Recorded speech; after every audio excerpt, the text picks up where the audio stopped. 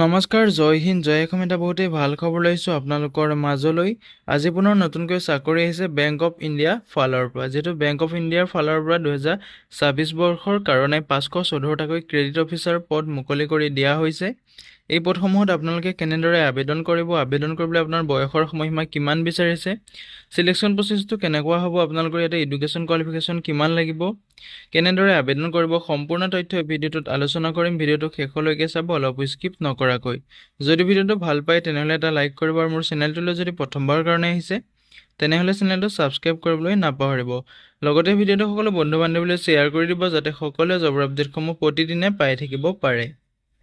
যিহেতু ইয়াতে দেখিবলৈ পাইছে বেংক অফ ইণ্ডিয়াৰ ৰিক্ৰুটমেণ্ট 2026ৰ ফালৰ পৰা 514টাকৈ ক্ৰেডিট অফিচাৰ পোষ্ট মুকলি কৰি দিয়া হৈছে। ইয়াতে আপোনালোকৰ এখন নটিফিকেশ্যন আহিছে। নটিফিকেশ্যনৰ ইয়াতে আপোনালোকে ইয়াতে দেখিবলৈ পাইছে, যিহেতু আপোনালোকৰ বেংক অফ ইণ্ডিয়া ফালৰ পৰা পদসমূহ মুকলি কৰি দিয়া হৈছে। ইয়াতে এটা অভাৰভিউ দিয়া আছে, আপোনালোকে ইয়াতে অভাৰভিউটো দেখিবলৈ পাইছে। অৰ্গেনাইজেশ্যনটোৰ নেম হৈছে বেংক অফ ইণ্ডিয়া, যিটো আপোনালোকৰ BOI। পোষ্ট নেমটো হৈছে আপোনালোকৰ ক্ৰেডিট অফিচাৰ। টোটেল ভেকেঞ্চি আপোনালোকৰ 514টা ভেকেঞ্চি দেখিবলৈ পাব। জব লোকেশ্যনটো এক্ৰছ ইণ্ডিয়া হ'ব। এটা ৰিক্ৰুটমেণ্ট ইয়াৰটো 2026ৰ হয়। এপ্লিকেশ্যন মাত্ৰ আপোনালোকে অনলাইন মাধ্যমেৰে আবেদন কৰিব পাৰিব। ভেকেঞ্চি ডিটেইলছটো ইয়াতে দিয়া আছে, যিহেতু আপোনালোকৰ 514টা পোষ্ট মুকলি হৈছে। যিটো আপোনালোকৰ MMGSৰ কাৰণে আছে আপোনালোকৰ 418টা আছে, MMGS 3 কাৰণে আছে আপোনালোকৰ 60টা আছে, SMGSৰ 4 কাৰণে আছে আপোনালোকৰ 36টা আছে। টোটেল আপোনালোকৰ ইয়াতে 514টা ভেকেঞ্চি দেখিবলৈ পাব।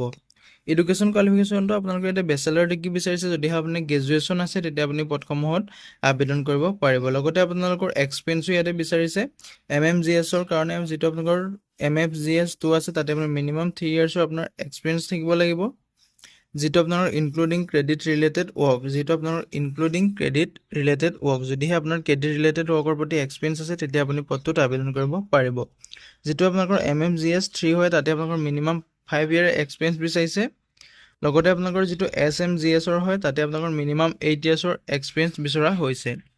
যদিহে আপোনাৰ এক্সপিৰিয়েঞ্চসমূহ আছে এই পদটোত আবেদন কৰিব পাৰিব। ইয়াতে আপোনালোকৰ বয়সৰ সময়সীমাটো দিয়া আছে। প্ৰতিটো পোষ্টৰ ক্ষেত্ৰতে আপোনালোকৰ বয়সৰ সময়সীমাটো বেলেগ হয়। ইয়াতে MMGSৰ 2 নম্বৰ কাৰণে আপোনালোকৰ 25 বছৰৰ পৰা 30 বছৰলৈ আবেদন কৰিব পাৰিব। যিটো আপোনালোকৰ MFGS 3 হয় তাতে আপোনালোকৰ 28 বছৰৰ পৰা 38 ইয়াৰ্ছলৈকে আবেদন কৰিব পাৰিব। আৰু SMGSৰ কাৰণে যিটো আপুনি 30 বছৰৰ পৰা 40 বছৰ বয়সলৈকে আবেদন কৰিব পাৰিব।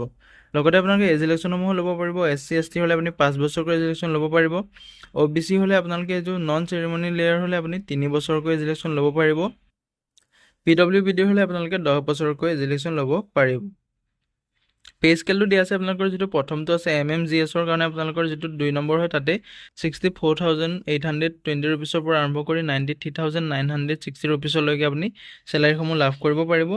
MMGS যিটো আপোনালোকৰ 3 নম্বৰ হয় তাতে আপোনালোকৰ 85,920 টকাৰ পৰা আৰম্ভ কৰি 1,05,280 টকালৈকে আপুনি চেলাৰীসমূহ লাভ কৰিব পাৰিব। যিটো আপোনালোকৰ SMGS 4 হয় তাতে আপোনালোকৰ 1,02,300 টকাৰ পৰা আৰম্ভ কৰি 1,20,940 টকালৈকে আপুনি চেলাৰীসমূহ লাভ কৰিব পাৰিব। যিহেতু আপোনালোকৰ এইটো বহুত এটা ভাল সুবিধা আহিছে। যদিহে আপোনালোকৰ বেচেলাৰ ডিগ্ৰী আছে, লগতে আপোনালোকৰ যদি এক্সপিৰিয়েঞ্চসমূহ আছে তেতিয়াহ'লে আপুনি আবেদন কৰি ল'বলৈ নাপাহৰিব। এতিয়া চিলেকশ্যন প্ৰচেছটো আপোনালোকৰ ইয়াতে শ্বৰ্ট লিষ্টিং কৰা হ'ব, অনলাইন এক্সামিনেশ্যন পাতিব, লগতে আপোনালোকৰ ইয়াতে এটা পাৰ্চনেল ইণ্টাৰভিউ হ'ব। এপ্লিকেশ্যন ফিজটো আপোনালোকৰ যিসকল জেনেৰেল OBCৰ কেণ্ডিডেট হয় বা EWSৰ হয় তেওঁলোকে 850 টকা এপ্লিকেশ্যন ফিজ কাটিব লাগিব। আৰু যিসকল SC ST PWBDৰ কেণ্ডিডেট হয় তেওঁলোকে 175 টকা এপ্লিকেশ্যন ফিজ কাটিব লাগিব। পে'মেণ্ট মেথড আপোনালোকে অনলাইন মাধ্যমেৰে পে'মেণ্ট কৰিব পাৰিব। Debit card, credit card, net banking যিকোনো মাধ্যমেৰে আপুনি পে'মেণ্টসমূহ কৰিব পাৰিব। হাউ টু এপ্লাই ক্ষেত্ৰত ক'বলৈ গ'লে যদিহে আপুনি পদসমূহত ইণ্টাৰেষ্টেড হয়, এলিজিবল হয়, অফিচিয়েল ৱেবছাইটত ভিজিট কৰি আপুনি পদসমূহত আবেদন কৰিব পাৰিব। ভিডিঅ' ডেছক্ৰিপশ্যনে মই আবেদনৰ লিংক দিম, তাতে গৈ আপোনালোকে আবেদনসমূহ কৰি ল'ব পাৰিব। যদিহে আপুনি পদসমূহত ইণ্টাৰেষ্টেড হয়, যদিহে আপোনাৰ এক্সপিৰিয়েঞ্চ আছে, যদিহে আপোনাৰ গ্ৰেজুৱেশ্যন কৰি থৈছে, বেচেলাৰ ডিগ্ৰী কৰি থৈছে, তেতিয়া আপুনি পদসমূহত আবেদনসমূহ কৰিব পাৰিব। যিহেতু এই পদসমূহত আপোনালোকৰ এপ্লিকেশ্যনটো আপোনালোকৰ 20/12/2025 মানে আপোনালোকৰ ডিচেম্বৰ মাহৰ 20 তাৰিখৰ পৰা আবেদন প্ৰক্ৰিয়াটো ষ্টাৰ্ট হৈ যাব। ইয়াতে আপোনালোকৰ এডভাৰটাইজমেণ্টখন নিজে চেক আউট কৰি ল'ব পাৰিব। ভিডিঅ' ডেছক্ৰিপশ্যনতে মই লিংক দিম, তাতে গৈ আপোনালোকে এডভাৰটাইজমেণ্টসমূহ চেক আউট কৰি ল'ব পাৰিব। যেতিয়া আবেদনৰ লিংক এক্টিভ হৈ যায় ইয়াতে আপোনালোকে এপ্লাই লিংকটো পাই যাব। যদি আবেদন কৰিব বিচাৰে 20 তাৰিখৰ পৰা আপুনি আবেদনসমূহ কৰিব পাৰিব। আজিলৈ ভিডিঅ'টো ইমানেই আছিলে। যদি ভিডিঅ'টো চাই ভাল পালে এটা লাইক কৰিব, আৰু মোৰ চেনেলটোলৈ যদি প্ৰথমবাৰ কাৰণে আহিছে তেনেহ'লে চেনেলটো ছাবস্ক্ৰাইব কৰিবলৈ নাপাহৰিব। ধন্যবাদ। জয় হিন্দ, জয় অসম।